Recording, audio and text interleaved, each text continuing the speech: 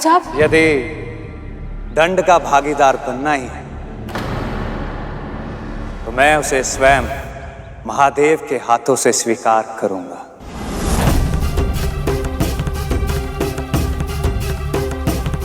किंतु स्वामी। प्रिय, आप हमारी शक्ति हैं, दुर्बलता नहीं।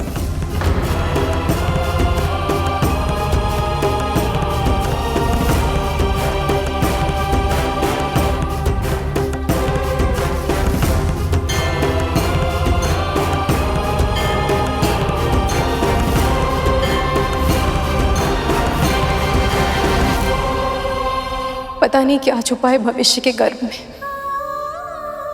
क्या ऐसा कुछ नहीं हो सकता कि महादेव और देवी पार्वती इन दोनों को अपने आप ही एक दूसरे का आभास हो जाए और स्वामी को कुछ करने की आवश्यकता ही ना पड़े।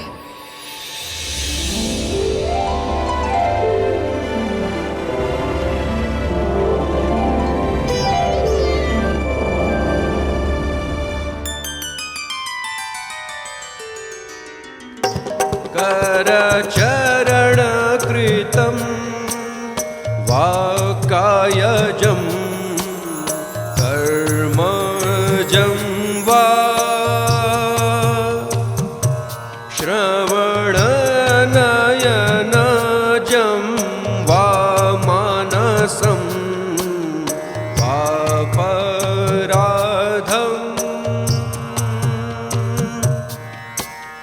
विहितं विहितं वा सर्वमेकश्मस्व जय जय करुणाब्धे श्री महादेव शंभो जय जय करुणाब्धे श्री महादेव शंभो।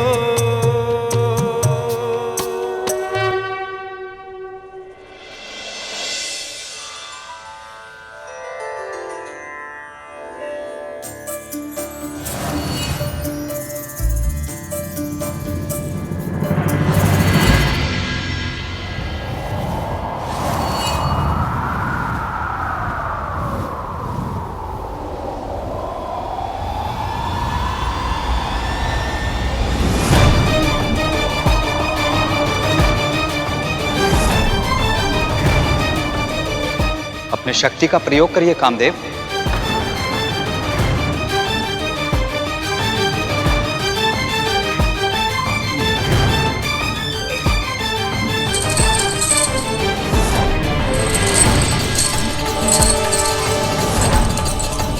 मुझे नहीं पता जो मैं करने जा रहा हूँ वह उचित है या अनुचित, परंतु ऐसी अवस्था में महादेव पर बाण चलाना कहीं अनर्थ को निमंत्रण देना न बन जाए।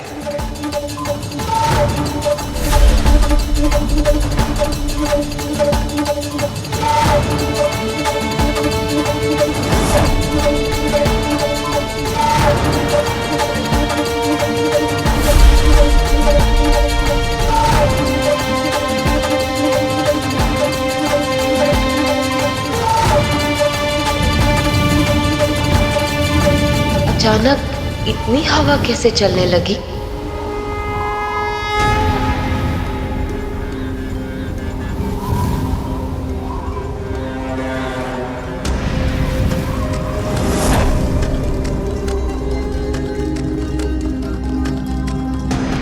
महादेव का ध्यान पूर्ण हुआ। अब उन पर बाण चलाना उचित होगा।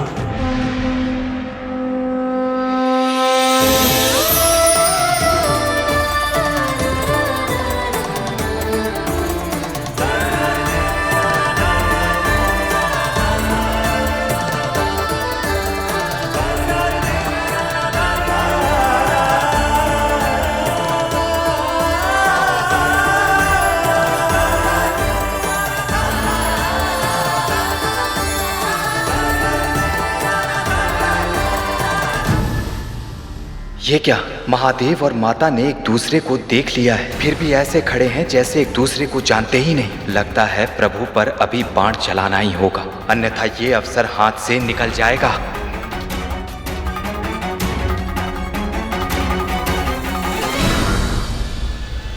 किस विचार में डूबे हैं कामदेव? यही समय है। महादेव समाधि से बाहर आ चुके हैं। देवी शैलपुत्री के साथ उनके नेत्र मिल चुके हैं। आपको बस इन दोनों को थोड़ी सी प्रेरणा देनी है।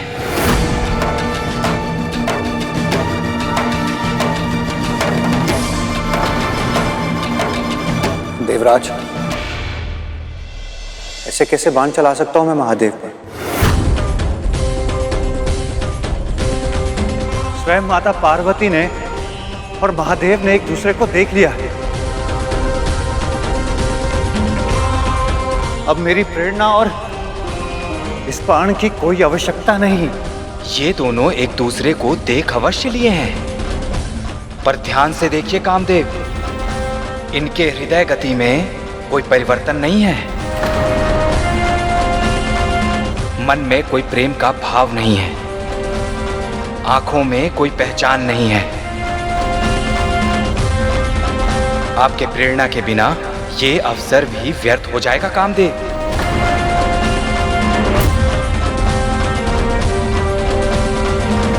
इसे मत गवाइए। बाण चलाइए कामदेव, बाण चलाइए।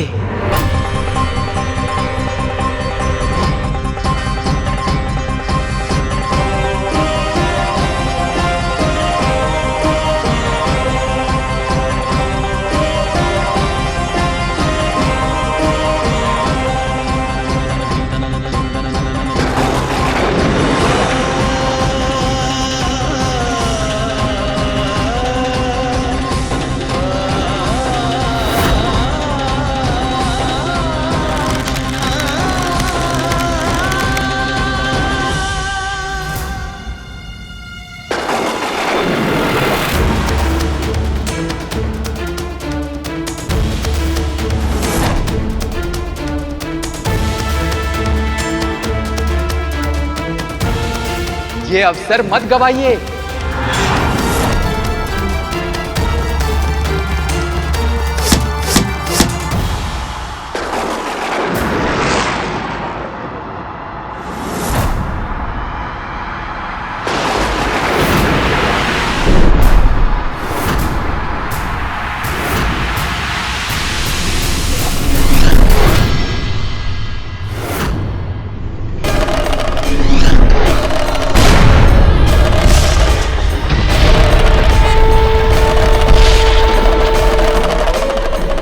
हमने जो सोचकर कामदेव द्वारा बाण चलवाया है, वो पूरी योजना विफल हो गई। महादेव ने तीसरा नेत्र खोला, अब अनर्थ होगा।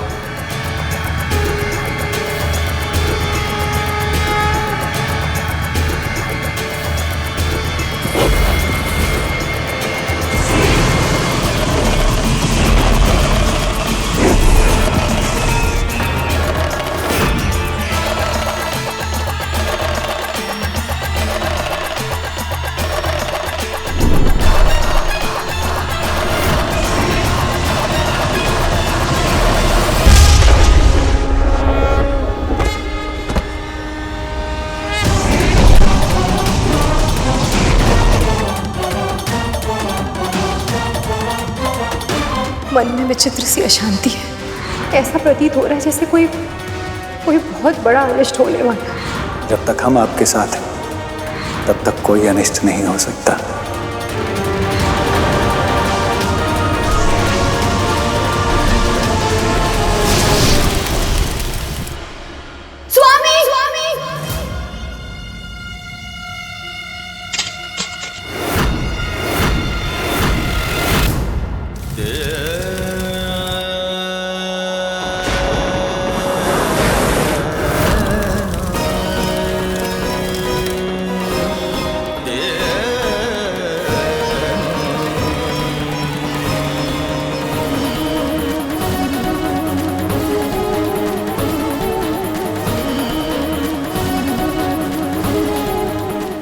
कामदेव ये जानते थे कि महादेव स्वयं आदि योगी है। तत्पश्चात उन्होंने शिव जी पर कामबाण का प्रयोग किया और जिस कारण महादेव के क्रोध का दंड उन्हें मिला और उनका तीसरा नेत्र खुलने के साथ ही देवी पार्वती को अपने पूर्व जन्म की सारी स्मृति जीवित हो उठी।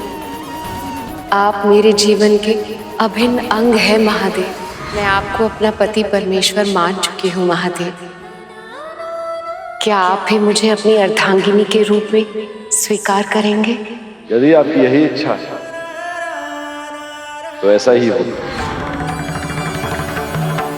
ये वरमाला केवल और केवल महादेव के गले में सुशोभित होगी।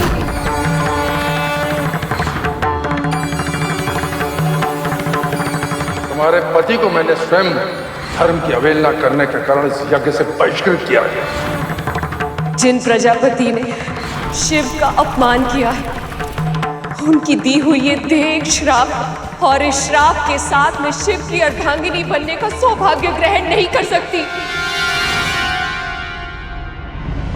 मैं ही सती हूँ, मेरा पुनर्जन्म है ये। और ये योगी जो मेरे सामने है, ये और कोई नहीं, साक्षात प्रेम है मेरे पति, मेरे शिव। और इन्हीं से पुनः मिलन के लिए मेरा जन्म हुआ है।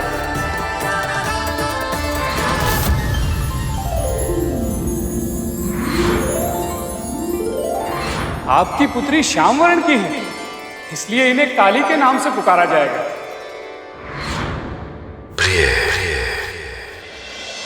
त्र्यंबकं सदाशिवं नमामि हे उमापति जनीलकंठ जय अनंतमोस्तुते नमोस्तुते।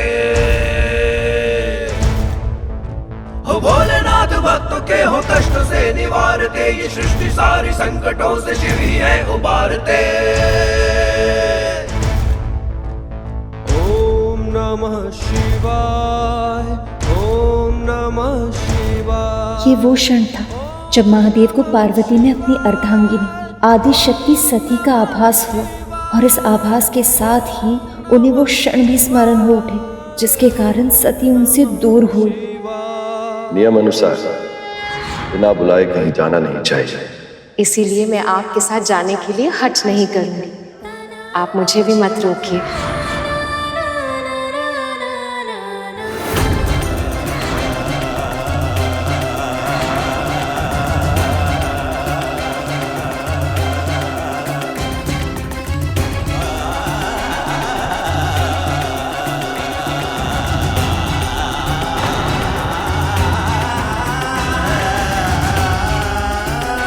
ऐसा क्यों किया महादेव ने? अपना मुख क्यों घुमा लिया? क्या इन्होंने अब तक मुझे क्षमा नहीं किया है? क्या अब तक मुझसे, अपनी प्रिय से क्रोधित है ये?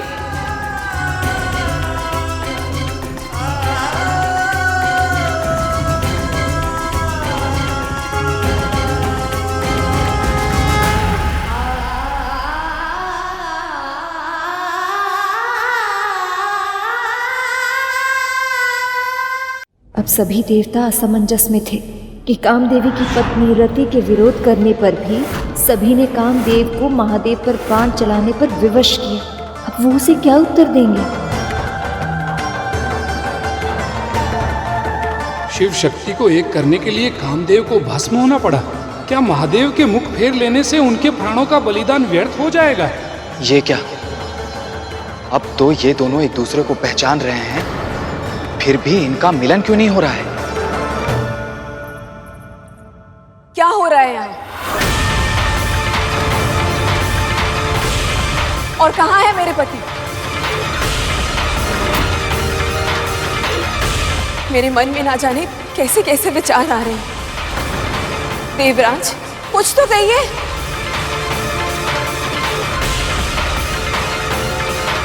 क्या वो उस कंदरा में है? स्वामी, स्वामी! ठहरो रति।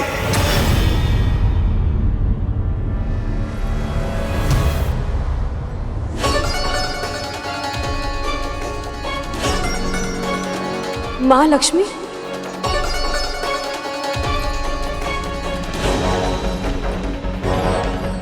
श्री नारायण, क्या हुआ है? कहाँ है मेरे पति?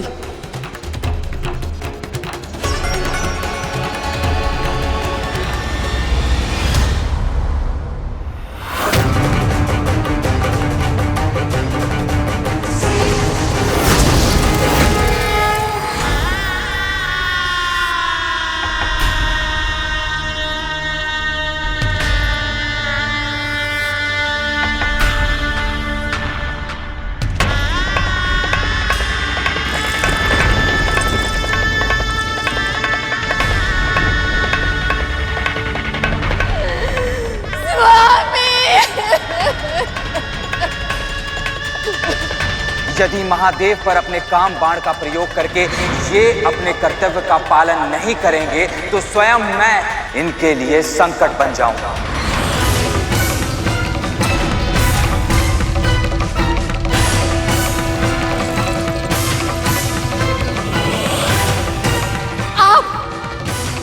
आपके कारण हुआ है ये अनर्थ। आप दोषी हैं इस सबके। मेरे स्वामी ने आपको मना किया था, लेकिन आपने उन्हें विवश किया था। तो फिर क्यों मेरे पति को ये दंड मिला?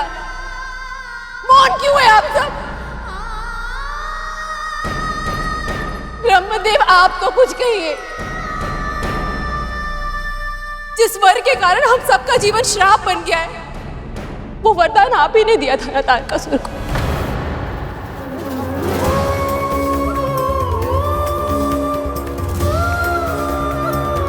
शिव तो आपके भक्त हैं श्री नारायण। आपकी इच्छा के विरुद्ध वो मेरे पति को हानि नहीं पहुंचाएंगे।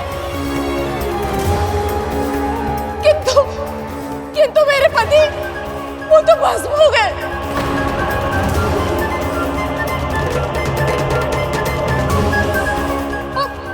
अब आप उन्हें पुनर्जीवित कीजिए प्रभु,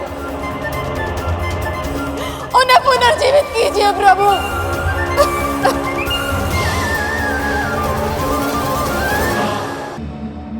माँ, आप तो स्वयं सुहागन है, जानती है कि एक पत्नी के लिए अपने पति की अकाल मृत्यु से अधिक दुखदायक कुछ नहीं होता। फिर भी आप मौन है। कैसे माँ, कैसे? मेरी पीड़ा हर लीजिए माँ, मेरे पति को जीवन दान दे दीजिए माँ, उन्हें जीवन दान।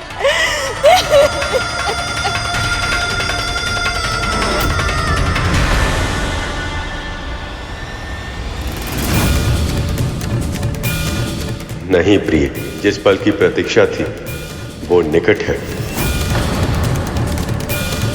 देवी पार्वती स्वयं को पहचान चुकी हैं। वो ये जान चुकी हैं कि वही आदिशक्ति। अब जो भी करना है वही करेंगे। क्या हुआ बहन जी, आप इतनी विचलित क्यों हो गई? किसी भी माँ के लिए अपने संतान को कष्ट में देखना, उसे पीड़ा सहते हुए देखना, किंतु फिर भी धैर्य रखना, ये बहुत कठिन होता। हर बात पे रोक टोक करती है, डांटती फटकारती है और फिर प्रेम करने का स्वाब भी करती है। आप बहुत बुरी माँ है। मैंने आपसे बुरी माँ कभी आज तक नहीं देखी। चुप! आप सही कह रही है बहन जी। चोट भले ही संतान को लगे, पर कष्ट तो माँ को ही ना होता है।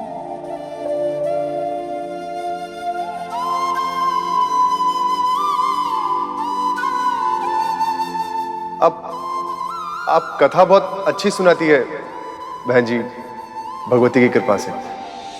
फिर आगे क्या हुआ? उस समय देवी पार्वती भी बहुत भावुक अनुभव कर रही थी।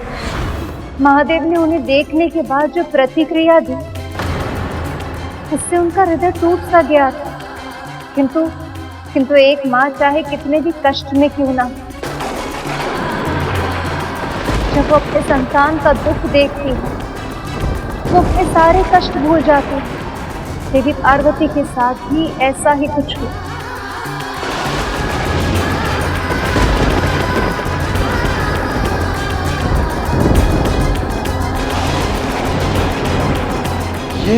ये क्या हो रहा है?